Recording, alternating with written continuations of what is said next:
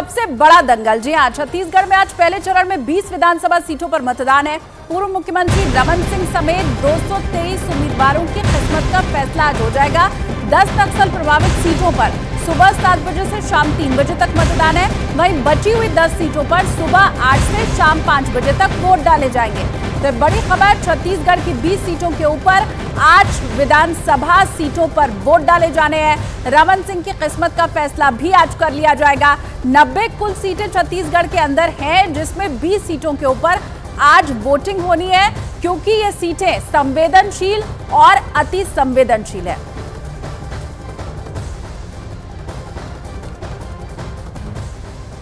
और मेरे दो सहयोगी इस वक्त जुड़े हुए हैं। पहले मेरे साथ रीमा जुड़ी हुई है और मनोज भी इस वक्त आपको दिखाई दे रहे हैं। रीमा, आपके पास सबसे पहले मैं आ रही हूं। छत्तीसगढ़ की 20 सीटों पर विधानसभा चुनाव और अब तो चंद सेकंड ही बाकी बचे रह गए। बिल्कुल, लेकिन आपने भी शालिनी अपडेट किया दर्शकों को कि 10 ऐसी सीटें हैं जहां पे 8 बजे से मतदान होना है। तो उस वैसे ही एक जगह पे मैं भी हूं जहां पे 8 बजे से वोटिंग होनी है, इसीलिए सन्नाटा अभी दिख रहा है। लेकिन सन्नाटा कभी भी छत्तीसगढ़ में दिखता नहीं है, क्योंकि नक्सलवाद यहाँ की सबसे बड़ी समस्या चुनाव में सबसे ज्यादा बढ़ जाती है। और चुनाव यहाँ पे कराना इतनी बड़ी चुनौती, इतनी बड़ी जिम्मेदारी हो जाती है कि एक राज्य नहीं बल्कि 4 राज्यों की पुलिस का सहयोग लेना पड़ता है।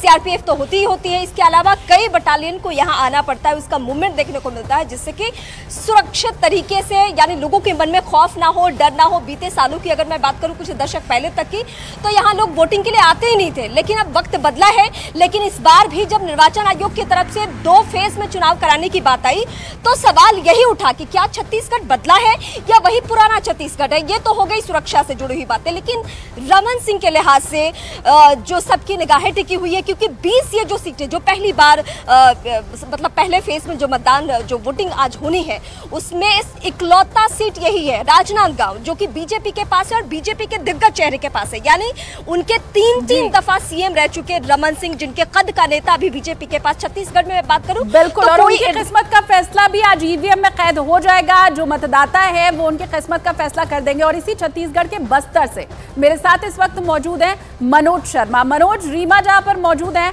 वहां तो अभी सन्नाटा दिखाई दे रहा है, मतदान 1 घंटे बाद है। जहां आप मौजूद है वहां की जरा तस्वीर दिखाइए।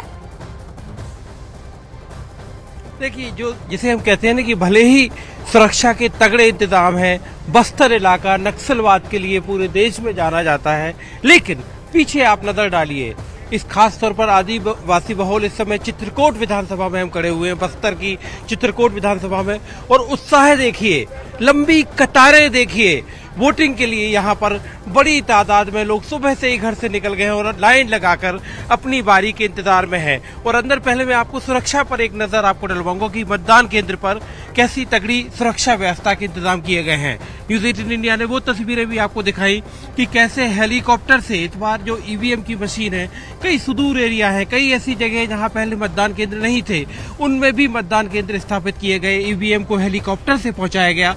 और ये चित्रकोट की विधानसभा में ये जो मतदान केंद्र है, यहाँ पर मतदान की पूरी तैयारी है। मैं थोड़ा सा लोगों से पूछता हूँ इस उत्साह के लिए, आप लोग अपनी बारी का इंतजार कर रहे हैं वोटिंग के लिए?